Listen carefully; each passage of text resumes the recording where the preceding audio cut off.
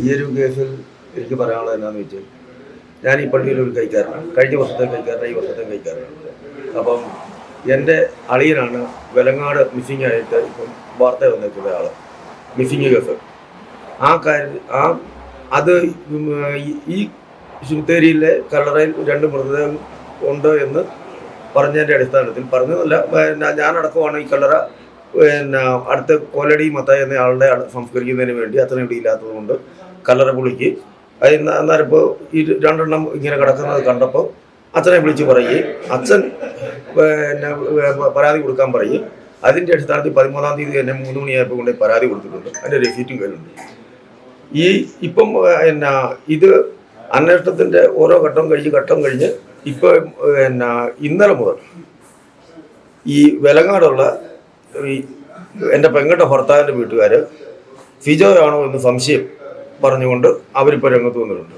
ഇതിപ്പോൾ എൻ്റെയും കൂടെ ആവശ്യമാണ് ഈ കല്ലറ പൊളിച്ച് പരിശോധിക്കണം എന്നുള്ളത്. ഞാൻ ഇന്നലെ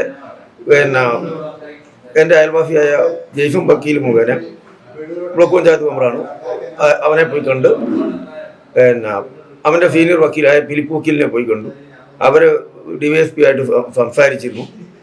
ഈ കാര്യത്തെക്കുറിച്ച് പറഞ്ഞില്ല. അന്നേരം നാളെ ഇങ്ങനെ ഇവിടെ ഒരു യോഗമുണ്ട്, അതിനുശേഷം പരാതി കൊടുത്താൽ മതി എന്ന് എന്നോട് വക്കീൽ പറഞ്ഞു. അപ്പം ഇന്ന് രാവിലെ ഞാൻ DYSP ഓഫീസിൽ പോയതാണ്. ഞാൻ അവിടെ ഈ കാര്യങ്ങൾ അവിടെ അവതരിപ്പിച്ചിട്ടുണ്ട്. DYSP സാറ് അവിടെ സ്ഥലത്തില്ല, കോഴ്സിന് പോയതാണെന്നാണ് പറഞ്ഞത്. ഇന്ന് ഈ യോഗം കഴിഞ്ഞ് ഞാൻ വൈകുന്നേരം വക്കീൽ മുഖേന പരാതി കൊടുക്കാനാണ് തീരുമാനിച്ചിരിക്കുന്നത്. ഇത് തുറന്ന് പരിശോധിക്കണം. എൻ്റെയും കൂടെ അവകാശമാണ്, എനിക്കും കൂടെ ബാധകമാണ്. എനിക്ക് ഈ നാട്ടിൽ തലയുയർത്തി ജീവിക്കണ്ടേ. ഞാനൊരു കള്ളനെ പോലെ ജീവിക്കേണ്ട കാര്യമൊന്നും എനിക്കില്ല.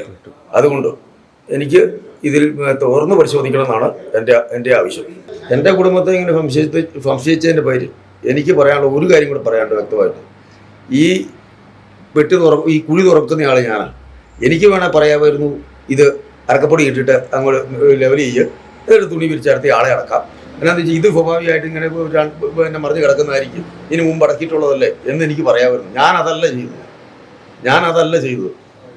ഞാൻ പറഞ്ഞത് അന്നേരം ഫോട്ടോ എടുത്ത് അച്ഛനെ വിളിക്കാനാണ് പറഞ്ഞത്.